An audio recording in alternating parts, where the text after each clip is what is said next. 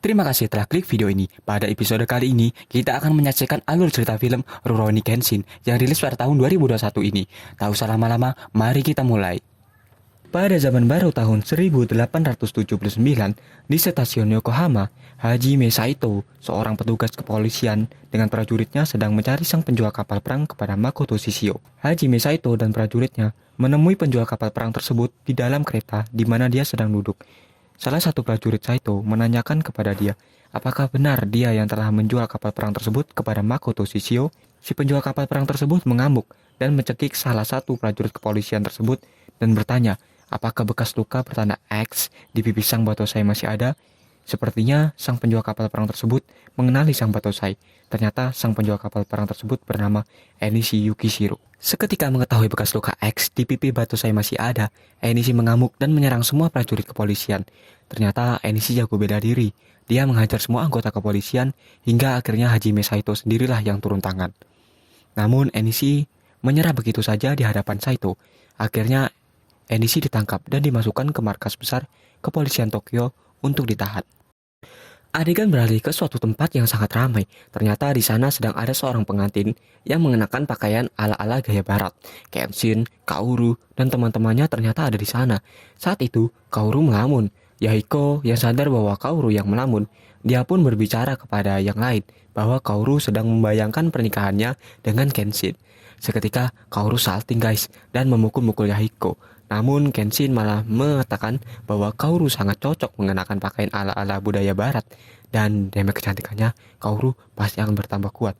Namun Kaoru malah pergi begitu saja. Ya begitulah cewek paling sulit untuk dipahami, dipuji salah, nggak dipuji salah. Lanjut, di gedung Kementerian Dalam Negeri, tempat pelatihan kepolisian. Saat itu, Kenshin bermaksud ingin menemui Kaoru yang sedang melatih bela diri prajurit-prajurit Jepang. Melihat Kaoru yang sibuk, akhirnya Kenshin memilih ngobrol dengan Tuan Maekawa. Tuan Maekawa bercerita, walau 12 tahun berlalu tanpa ada peperangan dan dalam masa damai, Jepang tetap melatih para prajurit-prajuritnya karena antara Jepang dan Tiongkok sedang merebutkan wilayah Okinawa dan perang bisa saja terjadi kapan saja. Adegan beralih ke markas besar kepolisian Tokyo. Terlihat Enishi yang dibawa prajurit-prajurit kepolisian diserahkan kepada pemerintahan Tiongkok. Namun di dalam suatu ruangan, Hajime Saito menemui atasan kepolisiannya dan menanyakan mengapa Enishi dibebaskan begitu saja. Sepertinya Saito tidak terima dengan keputusan ini, namun atasannya menjelaskan bahwa Jepang dan Tiongkok masih dalam ikatan perdamaian. Tiba-tiba datang seorang yang masuk ke ruangan dan ternyata orang itu bernama Cho, yaitu salah satu prajurit Kubogatana Shishio yang dipanggil oleh atasan kepolisian dan diperintahkan untuk menyamar dan memata-matai pemerintahan Shanghai. Saito yang tahu itu, dia meragukan si Cho.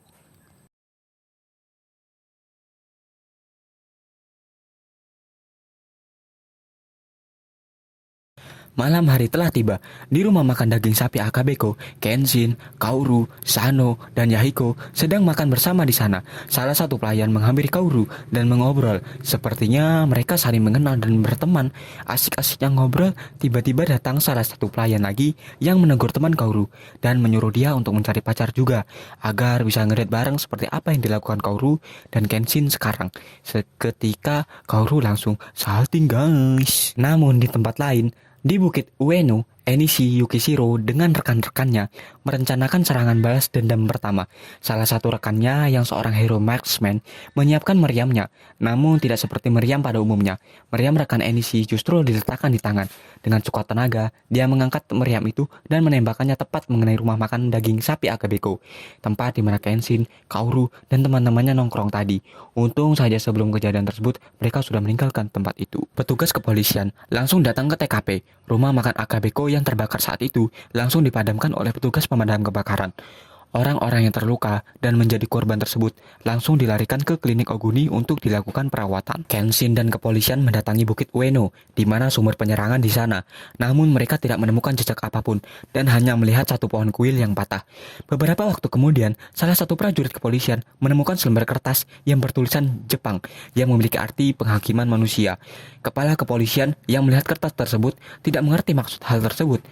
Namun Kenshin sepertinya mengerti apa yang dimaksud jejak tersebut karena dulu Kenshin sering melakukan hal seperti itu, yaitu meninggalkan kertas yang bertulisan penghakiman manusia di setiap akhir pembantaiannya.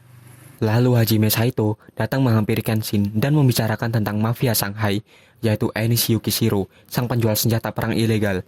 Lalu Saito memberitahu kepada Kenshin bahwa mafia Shanghai tersebut menanyakan tentang bekas luka di pipinya. Di klinik Oguni, terlihat Megumi yang kelelahan setelah selesai mengobati semua korban dari kejadian peledakan di rumah makan Alebeko. Tak lama kemudian, Megumi dihampiri Sano, lalu ia bertanya kepada Megumi, mengapa bekas luka di pipi Kenshin yang begitu lama tak kunjung menghilang. Lalu Megumi menjawab, jika bekas luka akibat kemarahan di jalan keadilan tak akan menghilang sampai kemarahan itu mereda. Di lain tempat, Kenshin yang sedang duduk melamun sambil mengusap bekas luka X yang ada di pipinya, tiba-tiba dihampiri Sano yang mengancam Kenshin untuk menceritakan hal yang sejujurnya. Namun tiba-tiba mereka dihampiri oleh seseorang yang terluka dan berlumur darah, yang memberi informasi bahwa ada pembantaian di dojo Maekawa. Setelah mendapatkan informasi, Kenshin dan Sano langsung menuju dojo Maekawa. Namun di perjalanan, mereka dihentikan oleh kepolisian yang memberitahu bahwa secara bersamaan ada pembantaian juga di rumah kepala polisi. Akhirnya Kenshin dan Sano berpisah, di mana Kenshin menuju rumah kepala polisi, sedangkan Sano mendatangi dojo Maekawa. Di rumah kepala polisi, seseorang yang tidak dikenali mengamuk dan membantai semua prajurit-prajurit polisi, termasuk menyiksa dan akan membunuh kepala polisi. Dengan tepat waktu, Kenshin dengan segera menghunuskan sekali batonya kepada pembunuh tersebut. Pembunuh tersebut tahu siapa lawannya sekarang, yaitu seorang Batosai. Dengan begitu, dia pun semakin bersemangat, dan terjadilah perkelahian yang hebat di sini. Di sini Kenshin sangat kewalahan, namun kalah bukanlah gelar yang cocok untuk sang Batosai. Dia pun mengeluarkan jurus mematikannya, yaitu Ryutsuisen. Seketika lawannya langsung terpental, namun di akhir hidupnya, lawannya rela meledakkan dirinya dan membuat ledakan yang menghancurkan rumah kepala polisi. Syukur saja kepala polisi dan keluarganya telah menyelamatkan diri sebelumnya. Begitupun Kenshin yang selamat dalam ledakan ini. Di dojo Maekawa yang diserang oleh antek-antek Enishi yang begitu kuat membantai semua orang yang mencoba melawannya. Ia memiliki jurus bela diri yang sangat hebat, bahkan Tuan Maekawa sendiri tidak mampu untuk melawannya. Dan antek-antek Enishi ini melempar sebuah guci, tempat minum, dan mengenai kepala Tuan Maekawa. Selang beberapa lama, Sano sampai juga di dojo Maekawa. Namun ia terlambat karena di sana semua orang sudah terluka. Saat pagi hari telah tiba, terlihat Kenshin yang berjalan dengan lelah dan memikirkan kejadian pada malam tadi. Namun Kenshin dihadang oleh Enishi. Namun Kenshin tidak mengenali Enishi itu siapa. Enishi pun langsung bertanya kepada Kenshin, apakah dia melihat arwah kakaknya. Seketika Kenshin pun tahu bahwa orang yang ditemuinya ini adalah Enishi Yukishiro, yaitu adik kandung dari Tomoe. Enishi juga mengatakan kepada Kenshin bahwa dia akan membalas dendamkan kakaknya dan akan membuat Kenshin menderita dan tersiksa. Adegan berpindah. Di dalam gedung kepolisian Tokyo, terlihat Hajime Saito yang keluar ruangan setelah habis rapat dengan pimpinan besar kepolisian. Namun saat ia berjalan, tiba-tiba ia dihadang oleh Cho yang ditugaskan memata-matai Shanghai. Cho memberikan informasi. Ia tahu bahwa gudang senjata milik pemerintahan Shanghai yang terletak di Yokohama yang dikuasai oleh Wu Heiking, seorang milioner Shanghai. Hajime Saito pun sepertinya mempercayai informasi yang diberikan oleh Cho. Namun sepertinya Cho memberikan informasi palsu. Di lain tempat, Enishi ditemui oleh Heiking. Ternyata mereka memiliki kesepakatan, yaitu ketika Enishi telah berhasil membalas dendamkan kematian kakaknya, maka semua peralatan perang dan Jepang menjadi miliknya. Heiking pun berpamitan, namun Enishi duduk melamun dan teringat kenangannya dengan kakaknya. Ia mengobrol dengan Tomoe, namun Enishi kecil kecewa ketika tahu kakaknya yang membela sang Batosai. Di dojo Kamiya, datanglah Kenshin yang menemui Kaoru, Megumi, Sano, dan Yahiko. Di sini Kenshin ingin menceritakan bahwa semua serangan yang terjadi akhir-akhir ini bertujuan untuk membalaskan dendam kepada Kenshin, seorang Batosai yang telah membunuh istri di tangannya sendiri. Ternyata Kenshin dulu sudah pernah nikah guys, dan statusnya saat ini yaitu duda keren. Istri Kenshin dulu adalah Tomoe Himura, kakak kandung dari Enishi Yukishiro sendiri. Dulu saat Kenshin seorang Batosai yang sedang nongkrong di kedai, ia melihat seseorang wanita cantik bernama Tomoe yang digoda oleh lelaki lain. Sepertinya Kenshin yang melihat itu tidak terima dan menantang dua lelaki yang menggoda wanita tersebut, dan terjadilah pertikaian antara mereka. Namun Kenshin sang Batosai dengan mudahnya membunuh dua lelaki tersebut. Tomoe dan Kenshin akhirnya menjalin cinta dan menikah. namun mereka mengasingkan diri di suatu tempat. Saat itulah Kenshin mengatakan bahwa ia merasakan kebahagiaan setelah bersama Tomoe. Namun Tomoe bercerita bahwa dulu dia sempat bertunangan dengan seorang lelaki yang bernama Kiyosato, seseorang yang pernah menyambatkan samurainya dan mengenai luka di pipi Kenshin, seorang Batosai, saat kerusuhan Kyoto. Dan pernikahan Tomoe dan Kenshin adalah rencana untuk membalas dendamkan. Namun Tomoe tidak melakukan hal itu. Pada suatu saat Kenshin yang ingin membunuh lawannya, tiba-tiba datanglah Tomoe yang menyamarkan lawan Kenshin tersebut. Dan akhirnya Tomoe terkena sabetan Sakabato milik Kenshin. Namun saat titik darah penghabisan, Tomoe menambahkan bekas luka di pipi Kenshin dengan menggoreskan pisau ke pipinya, hingga luka tersebut menjadi tanda X. Pada saat itulah Enishi melihat kejadian saat Kenshin sang Batosai membunuh kakaknya sendiri. Setelah bercerita, Kenshin pun menuju ke halaman dan berdiri merenung di bawah hujan. Sepertinya Kenshin teringat rasa yang sangat menyedihkan. Di lain tempat, Megumi yang menemui Kaoru yang sedang sendiri. Megumi menanyakan tentang perasaan yang dialami Kaoru setelah mendengar cerita dari Kenshin yang dulu sudah pernah menikah. Namun Kaoru sepertinya memahami perasaan Kenshin dan Tomoe yang rela terbunuh di tangan Kenshin sendiri, sehingga Kenshin tidak akan pernah melupakan Tomoe. Kaoru yang melihat Kenshin yang masih saja hujan-hujanan, mendatangi Kenshin dengan membawakan payung dan menyuruh Kenshin untuk meneduh. Sepertinya Kaoru khawatir jika Kenshin masuk angin jika main hujan-hujanan. Shin berpindah tempat, di mana Cho menemui Enishi. Mereka ternyata telah mengatur rencana, yaitu Cho memberikan informasi palsu kepada Hajime Saito. Dengan keberhasilan Cho itu, Cho meminta imbalan sebuah pedang Tiongkok, Wodao. Namun Enishi yang meremehkan Cho. Cho yang tersinggung akhirnya menantang duel pedang dengan Enishi. Di dojo Kamiya, terlihat Kaoru yang sedang menyapu halaman tiba-tiba dikagetkan dengan kedatangan Misao dan Aoshi. Kaoru menanyakan maksud kedatangan Misao. Ternyata Misao menyerahkan buku catatan harian Tomoe kepada Kaoru. Di malam hari yang gelap, ternyata Hajime Saito dan prajurit kepolisian lainnya mendatangi Yokohama, tempat gudang senjata sesuai dengan informasi palsu yang diberikan oleh Cho. Saat Hajime Saito masuk ke dalam untuk mencek kondisi, ternyata dia menemui seseorang yang berpakaian mirip Shishio. Dan seketika, Saito dan pasukan kepolisian lainnya diserang oleh anak buah Hiking. Saito yang sadar itu sebuah jebakan, ia pun mau tidak mau harus menyelesaikan pertempuran ini.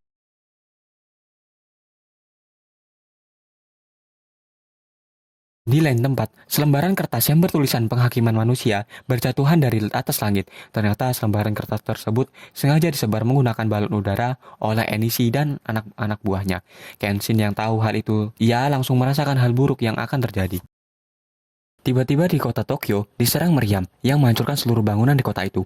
Ledakan meriam di mana-mana. Ternyata itu ulah dari Hero Marksman, anak buah Enishi. Kenshin langsung berlari dan mencari Hero Marksman dan akhirnya Kenshin menemukannya. Namun layaknya Hero Marksman yang menyerang jarak jauh, di sini Kenshin seorang hero assassin mengalami kesulitan untuk menyerang jarak dekat. Tapi akhirnya Kenshin berhasil menebas senjata yang merekat di tangan Hero Marksman tersebut dan akhirnya Hero Marksman tersebut diamankan oleh kepolisian.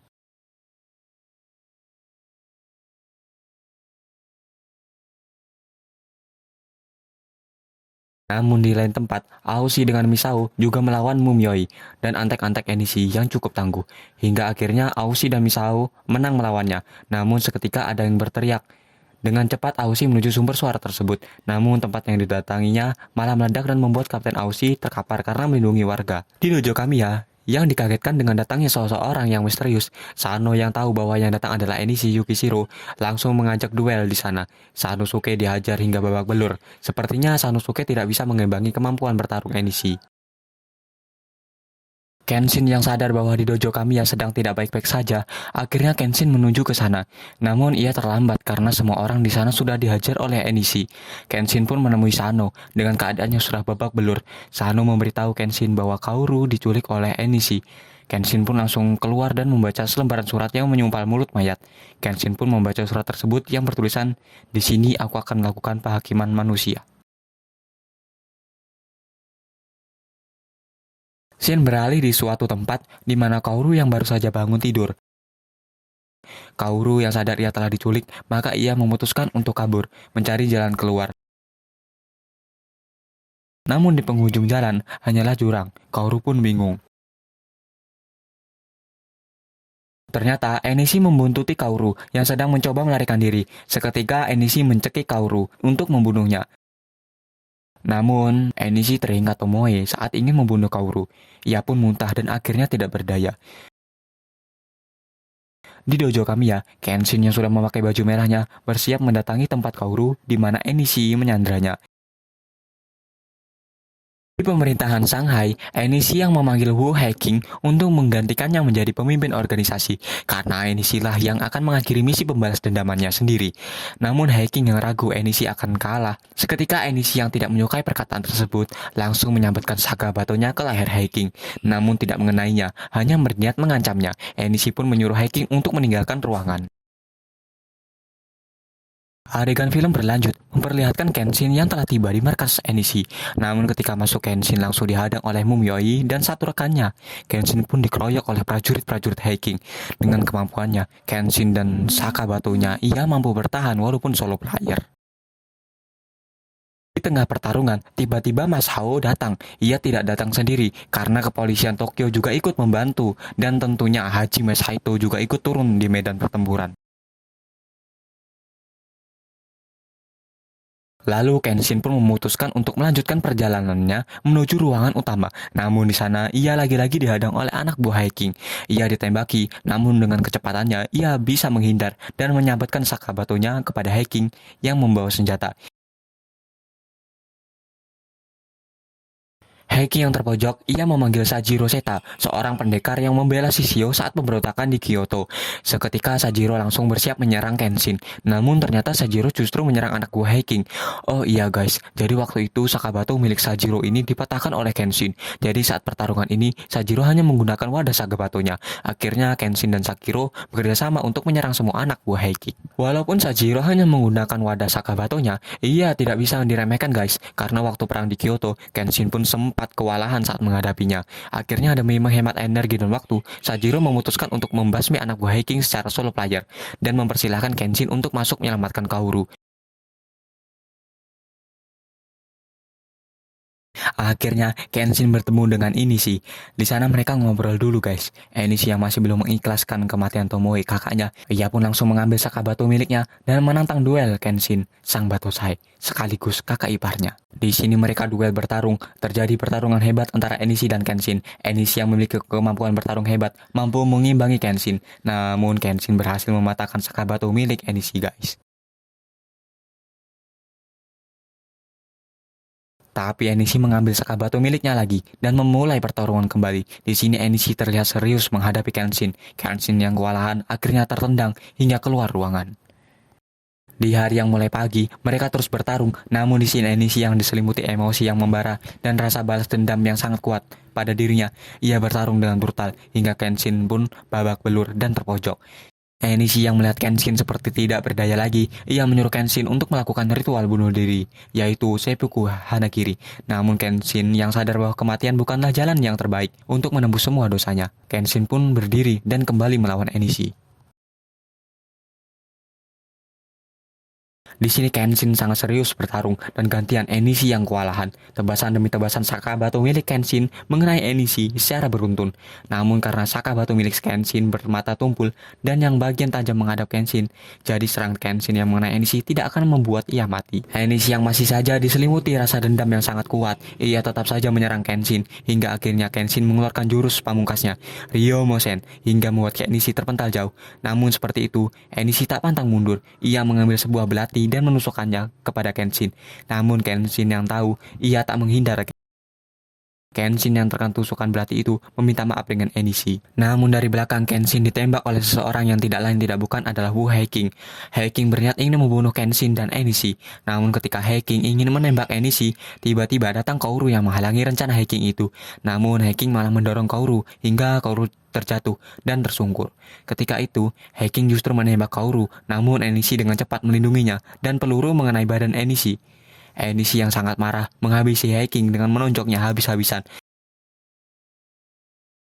Namun dicegah oleh Kaoru yang menenangkannya. Kenshin pun mendatangi Enishi dan berterima kasih karena telah menyelamatkan Kaoru dari tembakan Haiqing.